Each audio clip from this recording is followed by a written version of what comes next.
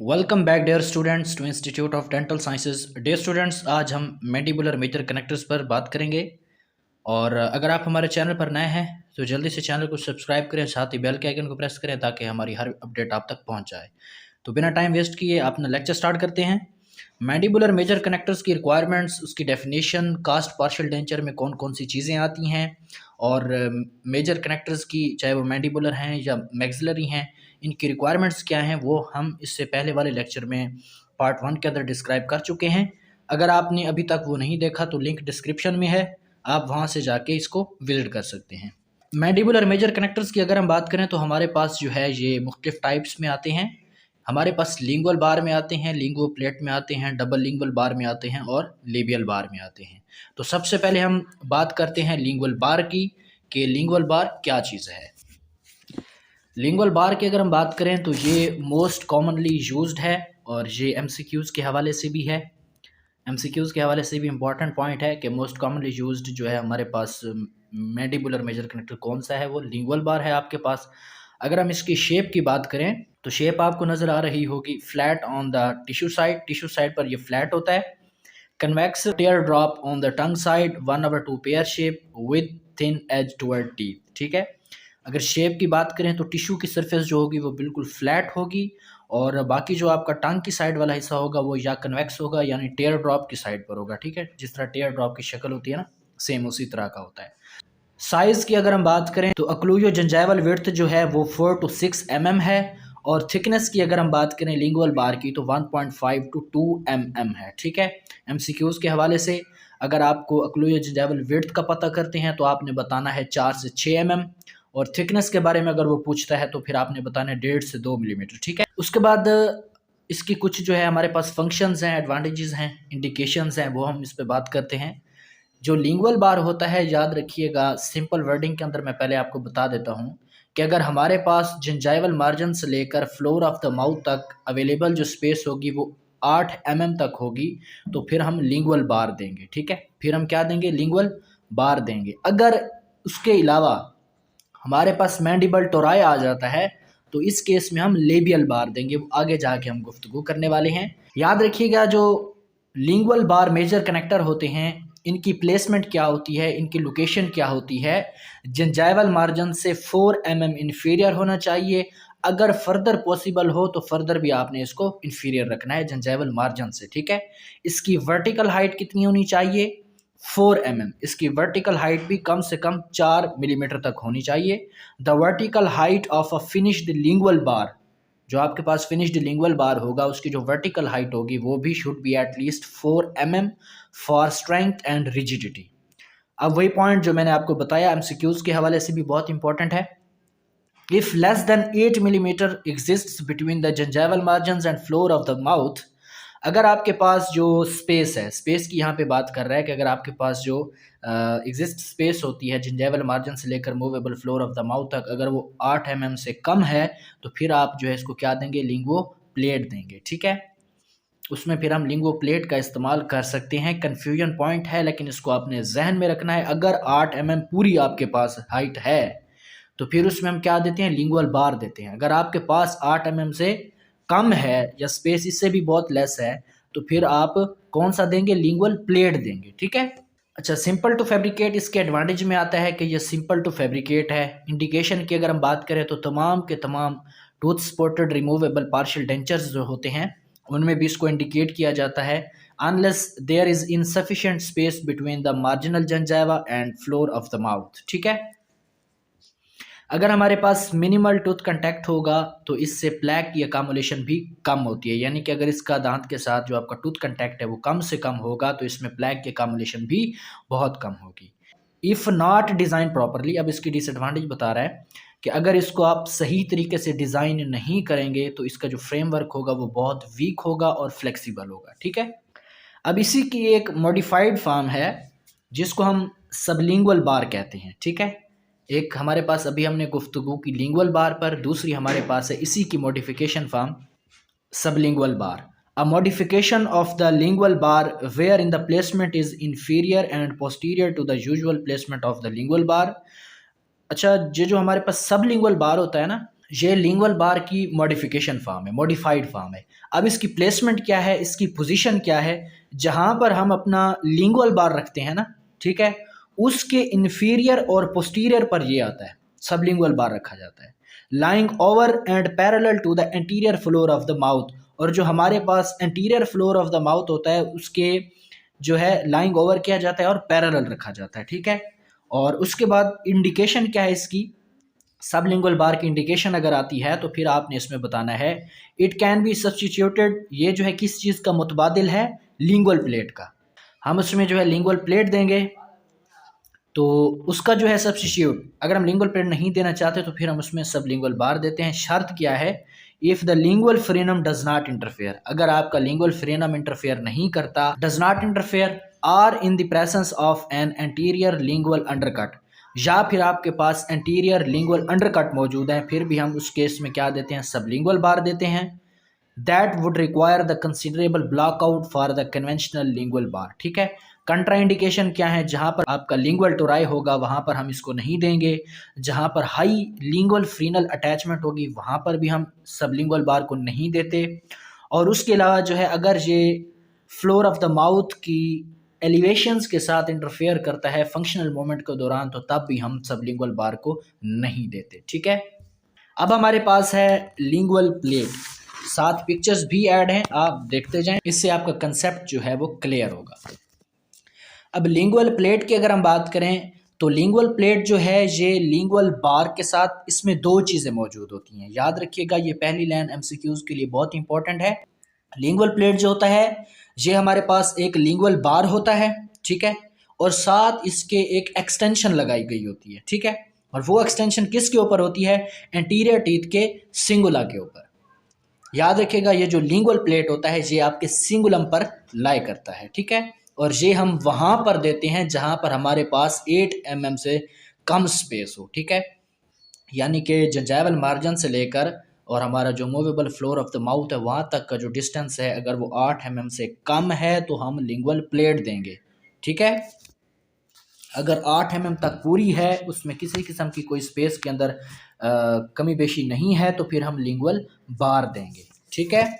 A lingual plate should be made as thin as technically feasible, जितना technically feasible है आप लोगों के लिए आप लिंगुअल प्लेट को थिन रखना है। And should be controlled to follow the contours of the teeth and embrasures, और इनकी जो बनावट होती है वो बिल्कुल आपके दांतों की और आपके जो एम्ब्रेयर्स होते हैं उनके रिलेट करें, उनके साथ बिल्कुल मुशाबियत रखें। अब लिंगुअल प्लेट की हम शेप की बात करें तो इन सब की शेप जो है तकरीबन एक जैसी है, कन्वेक्स या tear drop on the tongue side पर जो है ये कन्वेक्स होगी और टेयर ड्रॉप होगी, ठीक है। और इंडिकेशंस की अगर हम बात करें, इंपॉर्टेंट थिंग जो इसमें है, लिंगुअल प्लेट कहाँ पे दी जाती है, when the lingual frenum is high, अगर आपके पास हाई लिंगुअल फ्रीनल अटैचमेंट है या फिर आपके पास अवेलेबल जो सल्कस डेप्थ होती है वो 8 mm से कम है, वहाँ पर हम क्या देते हैं, लिंगुअल प्लेट देते हैं। उसके अलावा जो है हम इसको क्लास 1 सिचुएशन के अंदर देते हैं, यानी कि अगर हमारे पास residual ridges have undergone excessive vertical resorption, अगर हमारे पास रेजिडुअल रिजेस की वर्टिकल रिजॉर्प्शन हो चुकी है उसमें भी हम लिंगुअल प्लेट का इस्तेमाल करते हैं। उसके अलावा ऐसे दांत जो पेरियोडोंटली वीकेंड होते हैं उनको स्टेबलाइज करने के लिए, यानी कि उनकी स्प्लिंटिंग के लिए भी हम लिंगुअल प्लेट का इस्तेमाल करते हैं। और कोई भी हमारा इंसाइजर टीथ, एक या दो दांत जो इंसाइजर सामने वाले दांत हैं, अगर उनमें उनको फ्यूचर में रिप्लेस करना है, फ्यूचर में जाके कुछ अरसे के बाद, फ़िलहाल वो सही काम कर रहे हैं लेकिन वो आपको इतना यकीन है कि वो कुछ अरसे के बाद उनको रिप्लेस करना पड़ेगा, तो फिर भी हम लिंगुओ प्लेट का उसमें इस्तेमाल करते हैं, ठीक है। तो लिंगुओ प्लेट हम कहाँ कहाँ पे देते हैं शॉर्ट व्यू में, कि अगर आपके पास स्पेस 8 mm से कम है वहाँ पर इसको देंगे। अच्छा, इसकी प्लेसमेंट क्या होगी, सिंगुला ऑफ द एंटीरियर टीथ पर होगी, ठीक है। अगर आपके पास बोन की वर्टिकल रिजॉर्प्शन हो गई है तो उसमें भी हम लिंगुअल प्लेट देते हैं। अगर मुस्तकबिल में किसी दांत को आपने रिप्लेस करना है वो भी इंसाइजर टीथ, तो उसमें भी हम लिंगुओ प्लेट का इस्तेमाल करते हैं, ठीक है। इसी की एक और टाइप है इंटरप्टेड लिंगुओ प्लेट। अब इंटरप्टेड लिंगुओ प्लेट जो है ये कहाँ पर दी जाती है, अगर आपके पास इंटर प्रॉक्सिमल स्पेसेस मौजूद हैं तो उस केस में हम फिर इंटरप्टेड लिंगुओ प्लेट देते हैं, ठीक है। अब हमारे पास है डबल लिंगुअल बार, जिसको कैनेडीज बार भी कहा जाता है, बहुत ही इंपॉर्टेंट है। इसकी जो इंडिकेशंस हैं, कंट्रा इंडिकेशंस हैं, ठीक है, वो बहुत ही इंपॉर्टेंट हैं। आगे हम जाके इस पे बात करने वाले हैं। इसकी जो है ये एग्जामिन पॉइंट ऑफ व्यू से बहुत ही इंपॉर्टेंट है डबल लिंगुअल बार। डबल लिंगुअल बार का दूसरा नाम क्या है? कैनेडीज बार। डबल लिंगुअल बार किस चीज़ से मिलकर बना होता है? इसमें आपके पास लिंगुअल बार भी होगा और लिंगुअल प्लेट भी होगा, दोनों चीज़ें इसमें ऐड होंगी, ठीक है। मेजर कनेक्टर्स की इंडिकेशन की अगर हम बात करें तो double lingual bar is indicated primarily, ये उस वक्त इंडिकेट किया जाता है when contact with the remaining mandibular anterior teeth is indicated but open embrasures exist. अगर आपके पास ओपन एम्ब्रेयर्स उसमें मौजूद हैं रिमेनिंग मैंडिबुलर एंटीरियर टीथ के अंदर, तो फिर आप उसको क्या करते हैं? डबल लिंगुअल बार देते हैं, जिसको कैनेडी बार भी कहा जाता है, ठीक। अगर हम इसकी शेप की बात करें तो इसमें दो कंपोनेंट होते हैं, ठीक है। तो जो लोअर कंपोनेंट होगा मेजर कनेक्टर का, वो क्या होगा? हाफ पेयर शेप्ड होगा अपने क्रॉस सेक्शन के अंदर। अगर इसको हम क्रॉस सेक्शन के हवाले से देखते हैं तो ये किस तरह की शक्ल देगा? हाफ पेयर शेप्ड शक्ल देगा with its greatest diameter at the inferior margin. Inferior margin पर इसका जो डायामीटर होगा वो क्या होगा? ग्रेटर होगा। सही समझ आई? डबल लिंगुअल बार जो है, नाम से जाहिर है कि इसमें दो कंपोनेंट होंगे, एक लोअर होगा एक अपर होगा। लोअर कंपोनेंट की अगर हम बात करें तो lower component half pear shaped शक्ल का होता है क्रॉस सेक्शन के हवाले से अगर उसको देखें। और अगर डायमीटर की अगर हम बात करें तो इन्फीरियर मार्जिन के ऊपर इनका डायमीटर जो है वो ग्रेटेस्ट होता है। उसके अलावा अब हम अपर की बात करते हैं। जो हमारे पास अपर बार है, तो अपर बार जो है वो हाफ ओवल होता है, हाफ ओवल शेप होता है अपनी क्रॉस सेक्शन के अंदर। और this bar should be 2 to 3 mm in height and 1 mm thick. इस बार की जो हाइट होती है वो 2 से 3 मिलीमीटर होती है और इसकी जो थिकनेस होती है वो 1 मिलीमीटर होती है, ठीक है। It should be present a scalloped appearance. इसकी जो शक्ल होती है ना वो स्कैलप्ड अपीयरेंस की तरह की होती है। The two bars should be joint by the rigid minor connectors at each and. इनके दोनों एंड के ऊपर ना, हर एंड के ऊपर ये दोनों बार आपस में किस चीज़ के साथ मिले होते हैं? रिजिड माइनर कनेक्टर के साथ, ठीक है। अब इसके एडवांटेजेस क्या हैं? एडवांटेजेस में हमारे पास जो है एक तो ये इनडायरेक्ट रिटेंशन प्रोवाइड करता है, दूसरा हॉरिजॉन्टल स्टेबलाइजेशन प्रोवाइड करता है। Because the gingival tissues and interproximal embrasures are not covered, a free flow of saliva is permitted and the marginal gingiva receives natural stimulation। Picture में भी आपको जिस तरह नज़र आ रहा है कि इसमें हमारे पास जो जिंजाइवल टिश्यूज़ होते हैं वो भी फ्री होते हैं और जो हमारे पास इंटरप्रॉक्सिमल एम्ब्रेयर्स होते हैं वो भी कवर नहीं होते, जिनकी वजह से हमारा सलाइवा जो है उनका फ्लो सही तरीके से होता है और जो मार्जिनल जिंजाइवा होता है उसको नेचुरल स्टिमुलेशन प्रोवाइड होती है। अब डिसएडवांटेज में हमारे पास इसमें दो चीज़ें आती हैं।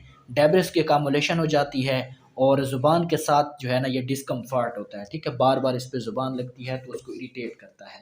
अब हमारे पास है सिंगुलम बार, जिसको कॉन्टिन्यूअस बार भी कहा जाता है। इसका सेकंड नेम आप लिख लें, ये आपकी बुक में लिखा हुआ है कि continuous cingulum bar is also called continuous bar retainer, ठीक है। A cingulum bar is located on or slightly above the cingula of the anterior teeth। अब सिंगुलम बार जो है ये नाम से भी जाहिर है कि ये सिंगुलम पर ही होगा एंटीरियर टीथ के। अच्छा, इसमें क्या होगा कि इसको जो है इंडिपेंडेंटली भी यूज़ किया जा सकता है और लिंगुअल बार के साथ ऐड करके भी इसको इस्तेमाल किया जा सकता है। A cingulum bar located on or slightly above the cingula of the anterior teeth may be added to the lingual bar or can be used independently, ठीक है। In addition, when the wide diastema exists between the lower anterior teeth, अगर lower anterior teeth के अंदर आपके पास wide डायस्टीमा आ जाता है, उस case के अंदर हम क्या लगाते हैं? कॉन्टिन्यूअस बार रिटेनर लगाते हैं, यानी कि सिंगुलम बार का इस्तेमाल करते हैं, जो कि एस्थेटिकली एक्सेप्टेबल है दैन द लिंगो प्लेट, जो लिंगो प्लेट के मुकाबले में एस्थेटिकली एक्सेप्टेबल है, ठीक है। अब हमारे पास है लेबियल बार। बार जो है ये बिल्कुल सिमिलर टू लिंगुअल बार होता है और ये लेबियल सरफेस पर रखा जाता है। वो लिंगुअल सरफेस पर रखा जाता है, ये लेबियल सरफेस पर रखा जाता है, लेकिन ये जो है लिंगुअल बार के मुकाबले में थोड़ा ब्रॉडर और थिकर होता है, ठीक है। इसकी शेप भी सेम इसी तरह हाफ पेयर शेप्ड होती है और ये रन किस में करता है? In the mucosa labial to the anterior teeth और generally longer than lingual bar. अब यहाँ पे हम इसकी इंडिकेशंस पढ़ लेते हैं। इंडिकेशंस की अगर हम बात करें तो लेबियल बार हम कहाँ पर देते हैं? Extreme lingual inclination of the remaining lower premolar and incisor teeth prevent the use of a lingual bar major connector. First point में बता रहा है कि हम जो है लिंगुअल बार मेजर कनेक्टर के यूज से किस तरह बच सकते हैं। अगर हमारे पास जो रिमेनिंग लोअर प्रीमोलर और इंसाइजर्स होते हैं अगर उनकी एक्सट्रीम लिंगुअल इंक्लाइनेशन हो, ठीक है। अगर आपके पास मैंडिबुलर टॉरस है और वो आपके लिंगुअल बार के साथ इंटरफेयर कर रहा है, अगर वो आपके लिंगुअल बार की प्लेसमेंट के साथ इंटरफेयर करता है तो फिर आप उस केस के अंदर क्या लगाते हैं, लेबियल बार लगाते हैं। इस पॉइंट को, पॉइंट नंबर 2 को आपने याद रखना है। ये बहुत ही कंफ्यूजिंग पॉइंट होंगे जब आपके पास एमसीक्यूज में आएंगे, इसलिए गौर से सुनते रहना। Use of a labial bar connector should be avoided. आपसे पूछा जा सकता है कि तमाम बार्स में से किस मेजर कनेक्टर को हम जो है नहीं लगाते, तो वो अवॉइडेड करते हैं तकरीबन ही, वो है लेबियल बार कनेक्टर, ठीक है। अब है स्विंग लॉक डिज़ाइन। ये जो है लेबियल बार की ही क्या है, मॉडिफाइड फॉर्म है। Swing lock design examination point of view से बहुत इंपॉर्टेंट क्वेश्चन है। ये अमूमन लॉन्ग क्वेश्चन में आपको उठा के दे देते हैं कि स्विंग लॉक डिज़ाइन पर कंप्लीट नोट लिखें। अब स्विंग लॉक डिज़ाइन में क्या होगा, इसमें लिंगुअल प्लेट होगा, लेबियल बार होगा और साथ इसके एक लॉक भी लगा हुआ होगा, ठीक है। याद रखिएगा जो हमारे पास स्विंग लॉक डिज़ाइन है वो किन चीज़ों पर, कौन सी, ए लिंगुओ प्लेट, लेबियल बार, ठीक है।